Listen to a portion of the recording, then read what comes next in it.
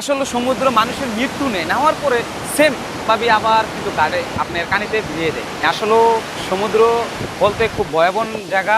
যারা সমুদ্রতে আসি পর্যটক হিসাবে, যখন আমরা সমুদ্রতে নামি, এখানে যখন জোয়ার বাটা এটা আমরা তো অনেকে জানি না, যারা বিভিন্ন দেশে বিদেশে থাকে আসি আমরা এনজয় করতে ফুর্তি করতে, তখন আমাদের এটা জানার উদ্দেশ্য, যদি কোনো কেউর সাথে ফ্রি না থাকি বা যদি কেউকে আমরা বলতে না পারি, তাহলে এখানে জালমুড়িওয়ালারা আছে, বিভিন্ন হকার আছে, ওনাদের থেকে আমাদের এটা জানতে হবে। লাইফ সাপোর্ট আছে, ওনাদেরকে জানতে হবে যে মামা এখানে কখন জোয়ার কখন বাটা, এখানে তো অনেক ভয়াবহ মানুষের মৃত্যুর সাথে পাঞ্জা লড়ে। জোয়ার বাটার যে আমাদের সমস্যাগুলোর কারণে আমাদের মৃত্যুর সাথে পাঞ্জা লড়ে, ওইটা আমাদেরকে জেনে পানিতে নামলে মনে করেন হয় না। একদিন আমি হঠাৎ করে মাঝখানে চলে গেছি, মাঝখানে চলে যাওয়ার পরে আমি বাট এই পর্যন্ত যখন পানিতে নেমে গেছি তখন আমার পায়ের নিচে বালু আছে। হট করে একটা ঢেউ আসলো প্রচুর বড় ধরনের, আসার পরে দেখি আমার পায়ের নিচে বালু নেই। যখন বালু নাই, তলের পানিটা আমাকে টান দিছে, উপরের পানিটা কিন্তু সেম জোয়ারে চলে আসছে উপরে মিল, তলের পানিটা আমাকে টান দিচ্ছে। টান দেওয়ার পরে ফট করে মনে করেন আমার মাথায় আল্লাহ একটা ব্রেন দেওয়ার পরে আমি উর্মিল উঠলাম। উর্মিল ওঠার পরে ওখান থেকে আমি যত সামনের দিকে আসতেছে আমি কিন্তু আসতে পারি না। তখন আমার পুরো অল বডিটাকে আমি এভাবে মাছের মতো ভাসিয়ে দিলাম।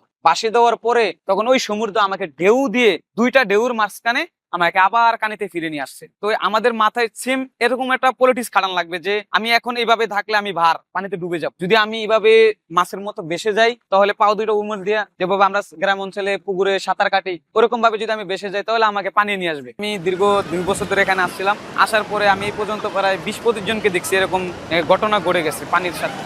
নিজের চোখে দেখছি মানুষ যেতেছে লাইফ গেট আপনাদের ডাকতেছে, আসতেছে না। ফট করে দেখি আমরা ব্যবসা করতেছি, চায়ে রয়েছি, সে পানিতে চলে যাচ্ছে একটা টিউব নিয়ে। ফট করে তার থেকে একটা ডিওর মাধ্যমে টিউবটা চলে আসে, সে পানির ভিতরে চলে যাওয়ার পরেই কিছুক্ষণ পরেই দেখি চোখের ফলে উনি নাই।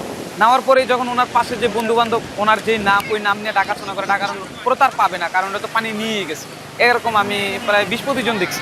15 দিন আগে মুশফিকুর রহমানের বোনের ছেলে আসছিল আপনার পরীক্ষা দিয়ে, উনি A+ পাইছিল, গোল্ডেন পুরস্কার পাওয়ার পরে বাবা মা ফ্যামিলি বন্ধু বান্ধব সবাই আসছে খুশিতে, সমুদ্র সৈকতে গোসল করবে, বাট আপনারা ফুর্তি করবে সবাই মিলে।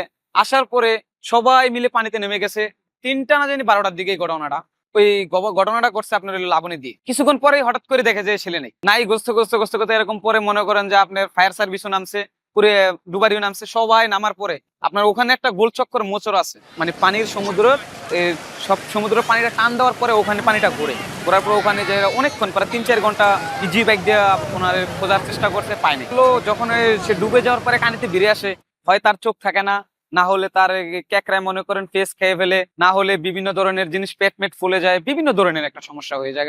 এটা কানিতে আসার পরে লাবণীদার দিয়ে ঘুরতে গেছিলাম, যাওয়ার পরে দেখি যে আপনার ক্যামেরাম্যান ঘোরাওয়ালা আছে, ওরা দেখার পরে প্রশাসনকে জানানোর পর প্রশাসন গেল। তো এখানে যাওয়ার পরে দেখি যে এমন একটা অবস্থা হয়ে গেছে, তার চেহারার দিকে চাইলে খুব আতঙ্ক ভয়াবহ লাগতেছে। লাশের সেম চেহারাটা দেখে খুব ভয়াবহ লাগছে, কারণ তো ক্যাকড়া খেয়ে ফেলছে, আড্ডি উড্ডি গুলা খুবই ভয়াবহ লাগছে।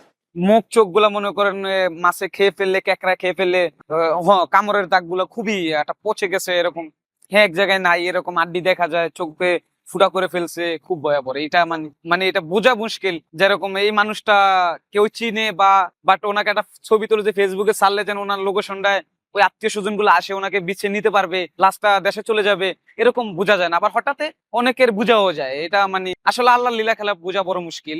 সমুদ্র নিয়ে একটা কথা বলতে গেলে কি, যেরকম আমরা দুনিয়াতে যাই করি সবই কিন্তু খাওয়ার পরে ভুলে যাই, বা স্বার্থ শেষে মানুষে ধোঁকা দিই।